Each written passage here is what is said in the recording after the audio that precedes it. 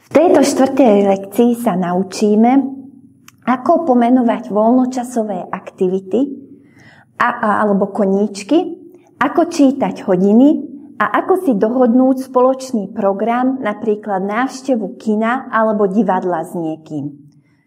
Also in dieser vierten Lektion lernen wir, wie man die Hobbys von jemandem oder die Freizeitaktivitäten auf Deutsch sagt, wie man die Uhr liest und wie man zum Beispiel das Besuch eines Kinos oder eines Theaters mit jemandem bespricht.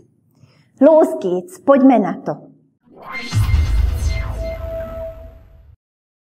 Wie frage ich nach den Hobbys von jemandem? Ako sa opýtam na koníčky niekoho? Es gibt eine formelle und informelle Möglichkeit. Čiže existuje formálny a neformálny spôsob.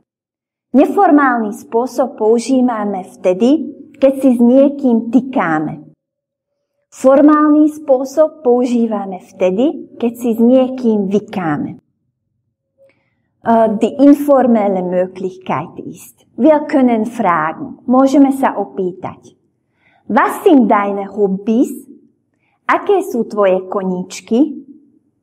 Die formelle Möglichkeit ist, formálny spôsob je, was sind ihre Hobbys?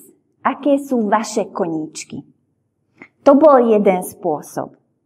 Druhý spôsob je, že sa môžeme opýtať, čo robíte vo vašom voľnom čase.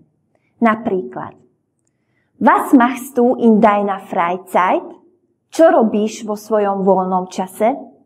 To bol neformálny spôsob. Oder, was machen Sie in Ihrer Freizeit? Čo robíte vy vo svojom voľnom čase?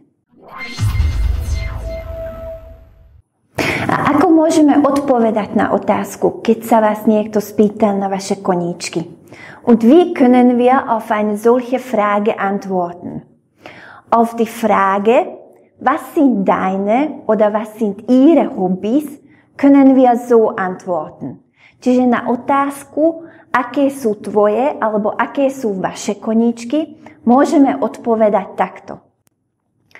Meine Hobbys sind Tanzen, Lesen und Musik hören. Čiže moje koníčky sú tancovanie, čítanie a počúvanie hudby.